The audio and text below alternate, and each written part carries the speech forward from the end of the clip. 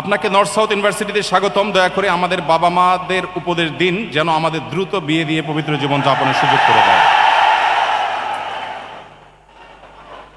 খুব কমন প্রশ্ন এবং এটা অলমোস্ট সকল অনুষ্ঠানে সকল প্রোগ্রামে আমাদের তরুণদের এই প্রশ্ন থাকে।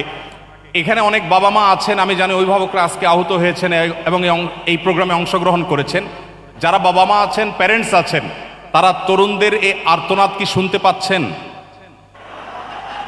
তরুণদের এই চিৎকার কি আপনারা শুনতে পাচ্ছেন?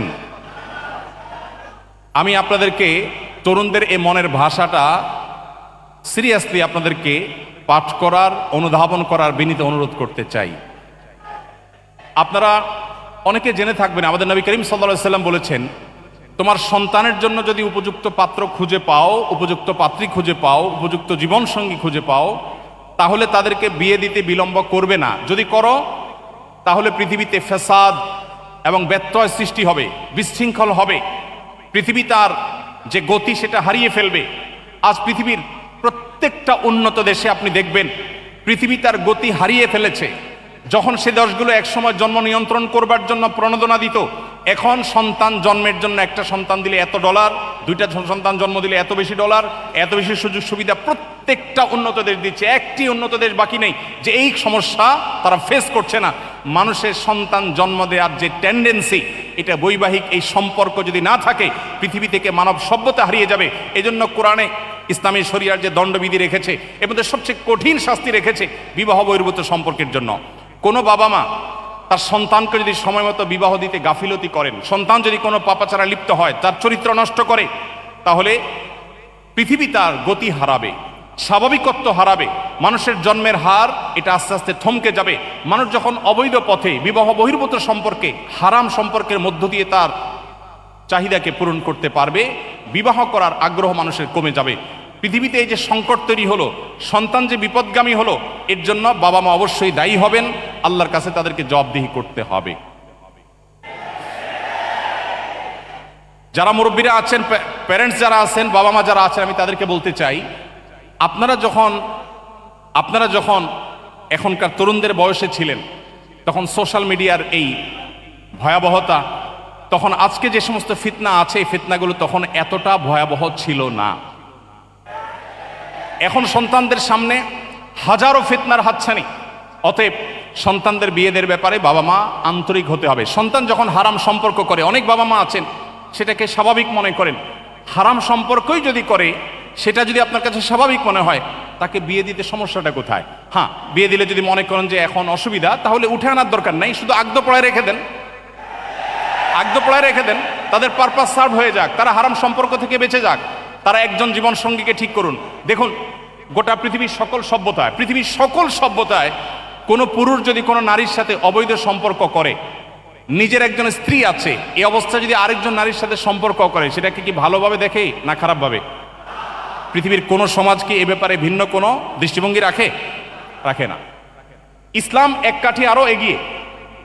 ইসলাম বলে, আপনি একজন তরুণ, আপনার জীবনে একজন জীবন সঙ্গিনী আল্লাহ তাআলা লিখে রেখেছেন, যার সঙ্গে আপনার বিয়ে হবে, যিনি আপনার স্ত্রী হবেন।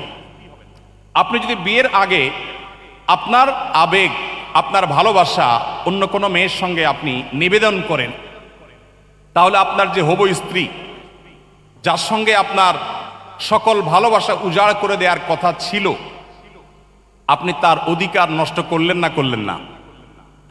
আপনি এখন একজনকে বলছেন তোমাকে ভালোবাসি, তোমাকে ছাড়া বাঁচবো না, এরপরে যাকে বিয়ে করলেন একই কথা আপনি তার সাথে বলছেন। এর চেয়ে বড় মুনাফিকি, এর চেয়ে বড় কপটতা আর কি হতে পারে?